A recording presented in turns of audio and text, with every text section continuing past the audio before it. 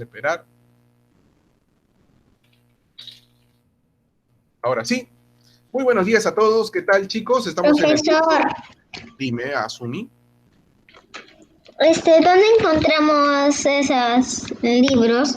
Muy bien, tienen que hacerle clic en el curso, luego buscar en recursos educativos, ¿verdad? Fuera, debajo de la presentación que especialmente yo he hecho para ustedes. Luego te explico ya, terminando de explicar la clase. Muy bien, chicos. En recursos educativos. ¿Cuál es el título? Estamos en Dos Repúblicas, ¿ok? Muy bien. A ver, vamos a apagar los micros, por favor, porque recuerden que estamos grabando, ya, y tienen que prestarme atención. Luego nos ocupamos de los libros. Ahora, como tú gustes llamarlo, Virreinato del Perú, organización política, Virreinato del Perú, organización social, Virreinato del Perú para niños, como gustes tú llamarle, ¿ok? Este Virreinato del Perú, este famoso virreinato, básicamente se basó en los representantes del rey de España en el año 1542 hasta 1824, 3 años después de la independencia del Perú, ¿ok? Habla de básicamente nuestro país, que fue gobernado obviamente por España. Es aquí donde encontramos, nosotros tenemos que dirigirnos y saber bien claro quién fue la máxima autoridad metropolitana. Y pues encontramos al rey, ¿verdad? Que era la máxima autoridad de España, que gobernaba, por un derecho divino, donde menciona que su poder era absolutista, ¿no? Donde las leyes que dictaba el rey de España recibían el nombre de las reales cédulas, donde los reyes que gobernaron España durante el virreinato pertenecieron a dos dinastías, Habsburgo y la Casa Borbónica en Francia. Para hablar de la dinastía de Habsburgo, ¿no? En Austria, los reyes que pertenecieron a esta dinastía durante el virreinato, por ejemplo, fue Carlos I, que fue hijo de Juana la Loca, miren, imagínense esos nombres, ¿no? Con Felipe de Austria y nieto de los reyes católicos, y fue apodado el Hermoso, ¿no? Convirtió a España, se podría decir, en una potencia mundial. Tenemos a Felipe II, Felipe III, Felipe IV, a otro representante, Carlos II, que fue el último rey de la dinastía de Habsburgo, que era débil y enfermizo y fue llamado el hechizado, ya que murió sin dejar descendientes. Tenemos a Fernando VII, llamado el deseado por el pueblo español, ya que durante su gobierno nuestro país incluso logra una independencia. Por otro lado, teníamos la dinastía borbónica en Francia, que pertenecían a la dinastía Borbón, ¿no? Teníamos a Felipe IV, que fue el primer rey español de la familia Borbón, y aplicó una serie de medidas llamadas reformas borbónicas para modernizar lo que era España. Tenemos a Fernando VI, por ejemplo, a Fernando V, tenemos a Carlos III, a Carlos IV, ¿no? Que fueron, obviamente, los pertenecientes a la representación de los reyes que estuvieron aquí, se podría decir, en España. Nació un Consejo de Indias, que era encargado de velar y dirigir los intereses de España en América, ya que este consejo elaboraba leyes que se iban a aplicar en el virreinato como ordenanzas y reales cédulas, donde también se organizaban juicios de residencia mediante el cual se denominaba autoridad que rendía cuenta de sus actos. ¿Ok? Por otro lado, cerrando este primer tema de manera muy breve, tenemos que conocer aún más del virreinato, ¿no? Sobre todo de las autoridades locales, que era el virrey. Ya hablamos de lo externo, de lo que pasaba en España, pero el virrey era la máxima autoridad aquí en el Perú. ¿El virrey qué era, chicos? ¿La máxima qué? La máxima auto... Autoridad. ¿En dónde? ¿En qué país era la máxima autoridad? Autoridad. ¿En qué país?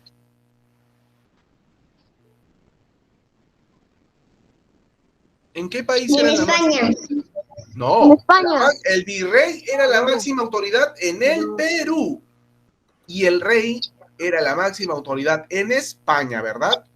Que dice que su gobierno era absoluto. ¿De acuerdo? ¿Sí? Entonces, vamos a aprender de manera muy rápida. El rey, ¿dónde gobernaba? España. ¿En el Perú? En España. En España. En España. Y el virrey, Y el virrey. En Perú. el virrey en Perú. El Perfecto. Muy bien.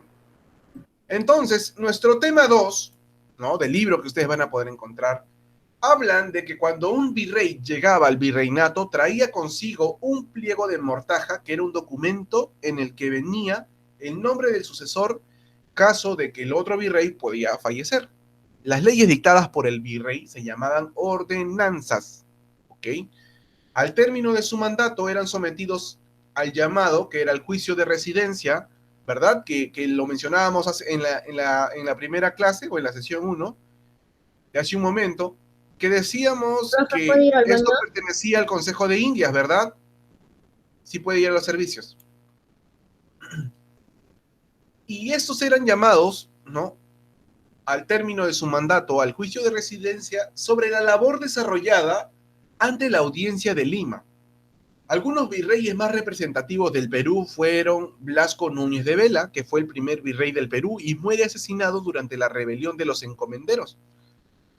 Tenemos a Francisco de Toledo, que fue el quinto virrey del Perú y fue organizador de la minería colonial y era considerado como el virrey más importante que logra consolidar la organización social, política y económica del virreinato. Tenemos también a Manuel Amat y Junyent, que fue el virrey número 31, que durante su gobierno embelleció a nuestra Lima. Por otro lado, tenemos a José de la Serna, que fue el virrey número 40 y el último virrey del Perú, que durante su gobierno alcanzamos nuestra independencia. Así como en España se tenía el Consejo de Indias, aquí en el Perú se tenía la Real Audiencia. Pero, ¿qué es la Real Audiencia? ¿Qué es la Real Audiencia? La Real Audiencia habla de que se encarga de administrar justicia en América, ¿ok? Y hubo varias audiencias en el virreinato, pero la más importante fue la Real Audiencia de Lima, donde los miembros de la audiencia fueron llamados oidores, ¿no? Jueces. La Real Audiencia de Lima asumía el gobierno de todo el virreinato ante la falta momentánea del virrey. Es decir, que cuando el virrey no estaba, la Real Audiencia se encargaba de asumir todo el gobierno. Así como existió la Real Audiencia, tenemos a los cabildos. Los cabildos tenían como función velar por la belleza de las ciudades. También se llamaron ayuntamientos y estaban a cargo del alcalde y los regidores. Y el día de hoy podemos conocerlo como municipios. Después de la Real Audiencia de los cabildos, nosotros tenemos a los corregimientos, que eran unidades administrativas menores que se encargaban del gobierno de las provincias, ¿ok?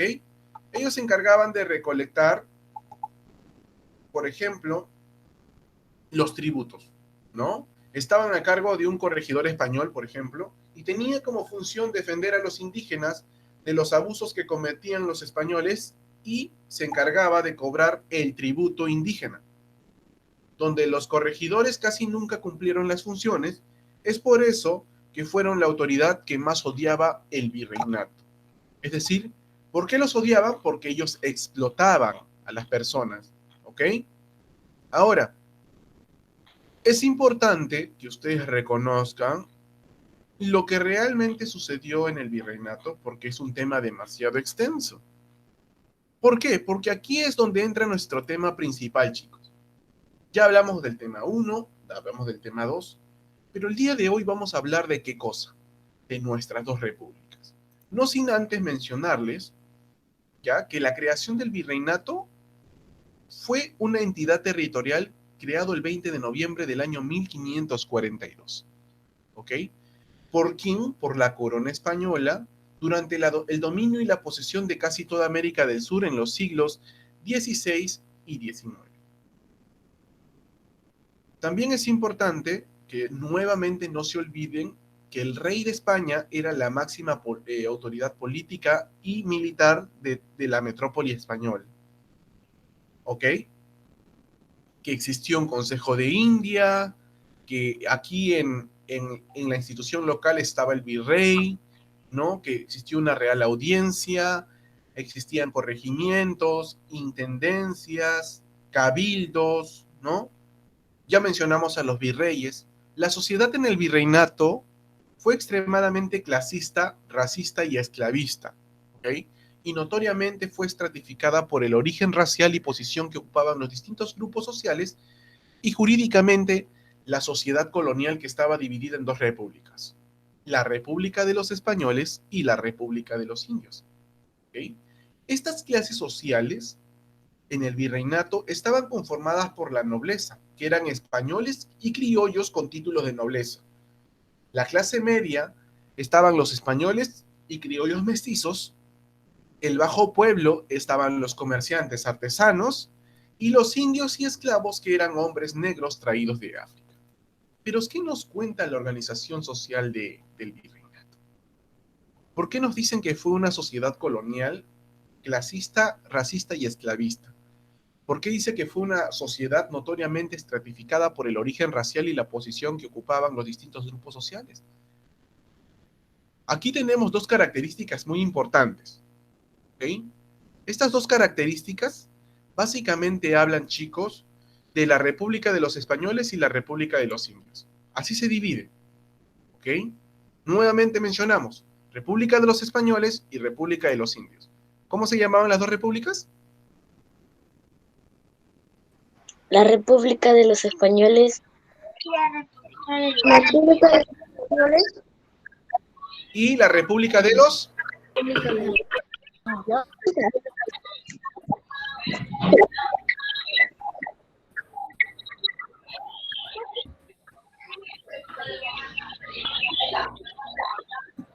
Y República de los Indios, chicos, ¿ya? Y República de los Indios. Ahora, las características de la República de los Españoles eran de que eran origen europeo y agrupaban al sector dominante, es decir, que siendo españoles tenían favoritismo.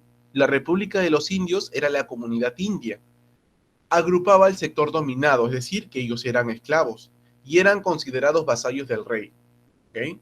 Jurídicamente eran considerados como menores de edad, es decir, que los españoles tenían mayores derechos sobre él. Ahora, en teoría, ambas repúblicas estaban separadas y debían tener existencia separada con leyes y normas diferentes, pero al final, ambas vasallas del rey, ¿no?, pertenecían a España. En la práctica, ambas razas se emparentaron por medio del proceso del mestizaje biológico y cultural producido en ambas durante la colonia.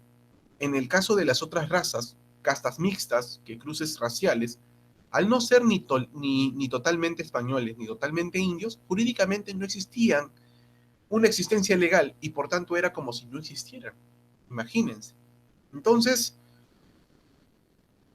fue un proceso muy complicado. Lo que nos cuenta las dos repúblicas es que la sociedad fue organizada, ¿no?, en la República de los Españoles y la República de los Indios.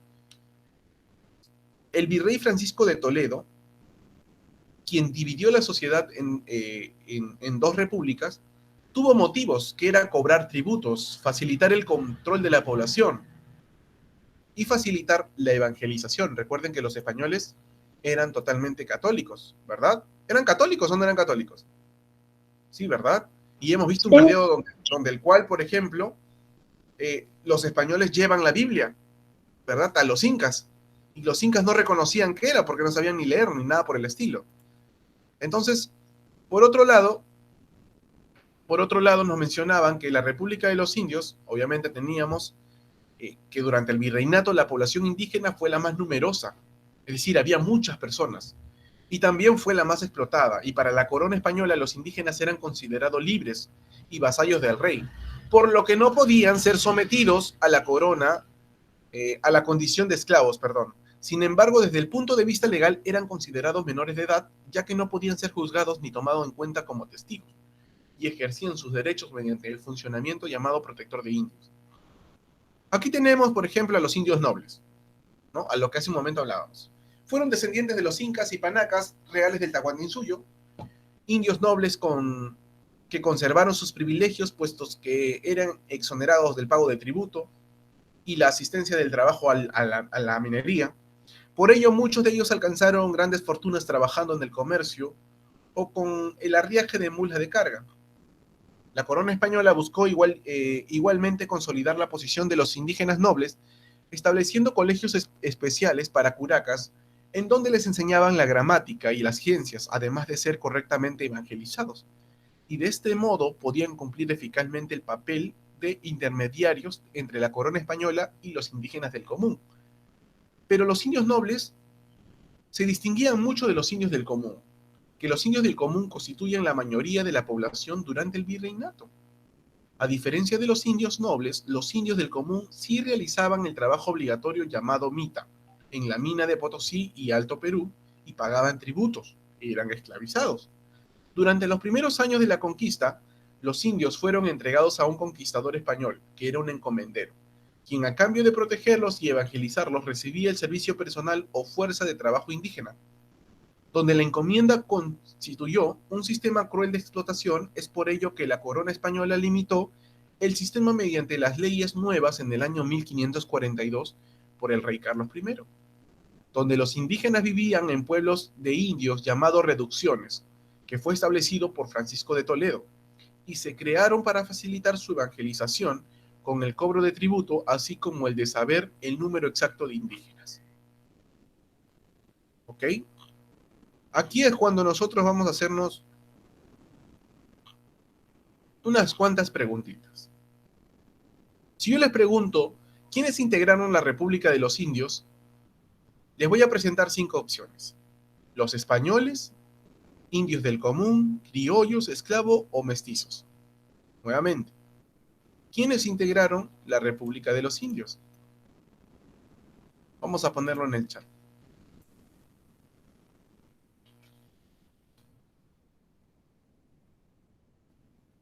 ¿Qué me dirían ustedes? La letra B, la letra C, la letra D.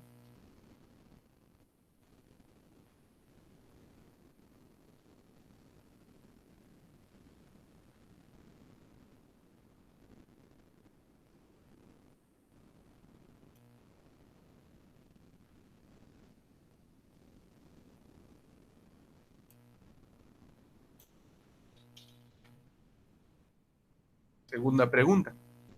Autoridad que representaba a los indígenas y que los consideraba menores de edad. Lo mencionamos hace un momento.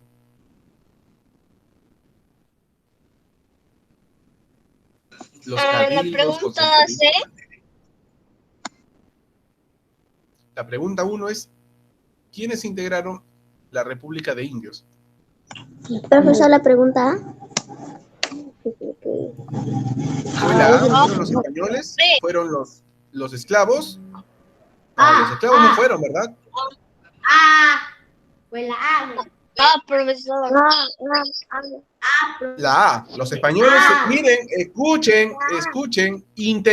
¿Quiénes integraron la República de los Indios? ¿Los españoles, los esclavos, los indios del común, los mestizos o los criollos? Los españoles. Los españoles.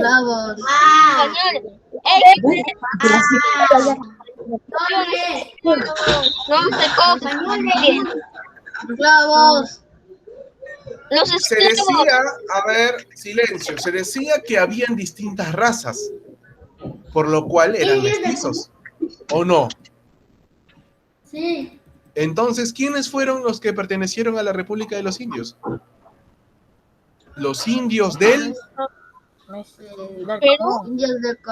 común. Indios del común. Su misma palabra lo dice. Vamos a comenzar a desarrollar nuestras actividades del libro. Teóricamente es todo lo que tenemos que aprender. ¿Ok? Vamos a repasar ahora en el libro. Profesor, mi hermana